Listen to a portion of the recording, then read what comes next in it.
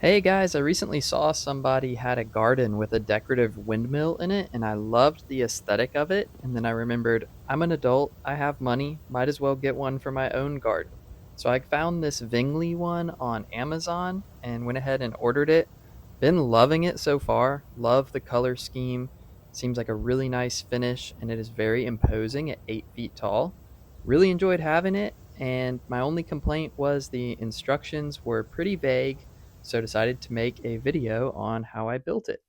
It came in a flat packed box, which was really nice, not a very big package at all. So got it unpacked and ready to build. All right, I got my parts laid out and found the instructions here. But one thing I already like about this kit is that it appears all of the screws are the same. So that's always helpful. You're not trying to find the exact right screw type for a specific step. I do have some blue thread locker that I'm going to be using on the screws as I put it together. We have our instructions here for our different pieces. About to get to building this. Okay, so after reviewing the instructions, I have all of my tools and things laid out here. All of the screws are these little machine screws with a Phillips head. So I have a Phillips head screwdriver, and then this is a 5/16 inch nut that goes on all of them, so a little 5/16 inch wrench to hold them. And like I mentioned, I am using the thread locker on all these. I just feel like it's a good idea. This windmill could get vibrating, if it's really spinning, which I hope it does. So I think it's a good idea to use thread locker on this. There are a few of these cotter pins to hold things together. So I have a pair of pliers for bending those. And then this one, I don't really think it's necessary for sure, but I have this, I'm gonna use it. It's just some bearing grease. Where the actual windmill blades meet the axle they spin on, it's just metal on metal, and the instructions don't say anything about needing grease, but I have this from my boat trailer, so I figure I might as well just put a little dollop on that shaft. And finally, I have a hammer to pound some stakes into the ground. But with all that prepared, let's get to assembly. First, we've got to connect these four parts. This one's the tiller, and this one has kind of the one shaft that goes into the propeller and one that goes down into the tower. So it's called the linker in the instructions. It's funny though, these, I accidentally left them in the sun and they're like almost too hot to touch. It's currently like 108 Fahrenheit out here. So I picked a great day to do this. We have these two identical tiller arm pieces that are going to connect the tiller to the linker, and they sandwich both the tiller and the linker. So to connect them, first on the linker end, just putting 3 of the screws through the holes and then lining up the other half of the tiller arm before putting the nuts on it. I did add that thread locker here. It's just that little blue tube, just to keep those nuts tight given any vibration that comes off of the windmill itself. And lastly, we're tightening them up, holding them on the backside with our wrench and using our Phillips head screwdriver to do the final tightening. And then for the other end of the assembly, I'm just going to repeat the process, inserting the tiller between the two arms, kind of sandwiching it there. We only have 2 screws on this side, so I'm just going to insert them and then secure them with the same nuts as before. And with that, we got the linker tiller assembly finished. Now it's time to put the propeller on there.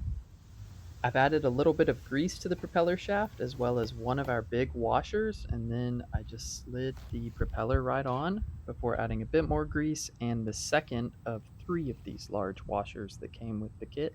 To keep it all secure, we're going to insert our cotter pin through the hole here and then bend it so that it can't be removed. I ended up not needing pliers for this. These are pretty fine cotter pins, so they're easy to bend. Okay, it's time to start on the tower, and we have this piece which marks the tippy top of the tower, and it only screws to each leg with 1 screw, which is interesting, but I did find out that where each of these 4 screws go, you have these 4 little washers, so you have to use these 4 little washers in this location. These are the only screws with washers. And then this part took me forever to figure out. There's 3 different types of leg pieces. Each one of these is a stack of 4.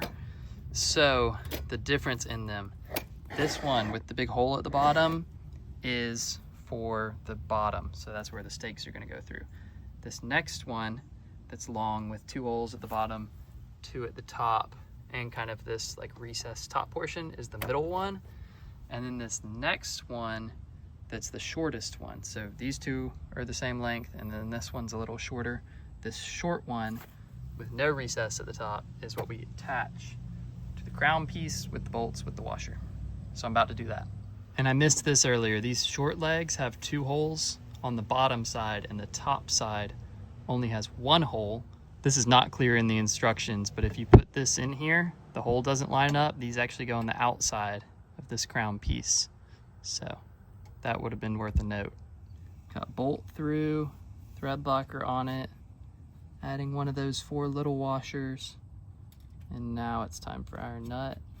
Tighten this up.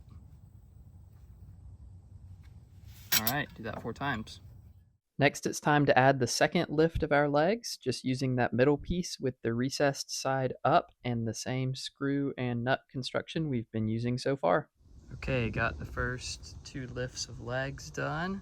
Got it kind of stood up with the legs spaced out. Now we're gonna add this part over the top of them. And then on 2 of the sides where these 2 holes are, they're gonna bolt to kind of this flange under here. But we also have to, together with those 2 things, bolt in some of these side braces. This is like the cross bracing. So we have to bolt in the top of these. They're like riveted together. They're very good at pinching fingers, as is. And it took me a minute to figure it out. Okay, so now I have this laid out how it goes. The short piece goes horizontal in the middle. Want it in like this H shape. And then they're gonna cross like this on the top and bottom. So we gotta get screws through those 2 things, these 2 holes, and these 2 holes on 2 of the sides. And then on the other 2 sides, this piece doesn't have a flange. Kind of having to go quick. This thing is thundering. I've heard a couple big thunderclaps. So let's get it bolted up. Okay, here you can see the order I did that in. I did the like big tray piece, then the leg, then the cross brace, then the nut. So these are pretty tangled. So honestly, I'm about to put the last 4 legs on just to get it to full height to kind of get these pieces out of the way. These legs secure the same way as the previous ones, and it's really easy to tell which way is up and which way is down on these because they have that hole at the bottom for the stakes.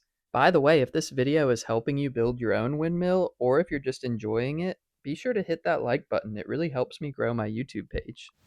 Okay, first time setting this thing all the way up and seeing the full scale of it. This is awesome. Also really helps just having it set up to kind of figure out how this bracing works. I can see now that these bolt into those 2 holes. They cross again and bolt into holes down there. And also with that same bolt, I have these last cross pieces. So I'm gonna do these cross pieces as well as the 2 ends of the side kind of cross frame, all just with 1 bolt through these holes. I'm gonna finish up the first 2 sides, and then I'll do the cross framing on the other sides where we did not have to go ahead and bolt it in. This is gonna help square it up a lot though. All right, cross bracing is complete on the first 2 sides. It's already feeling more stable, and now we have the easier sides to deal with where there's nothing else to bolt, just the cross bracing. So again, cross 2 pieces. These will go like this. Horizontal piece, cross again, and then at the bottom we added an extra horizontal piece. Let's get to it.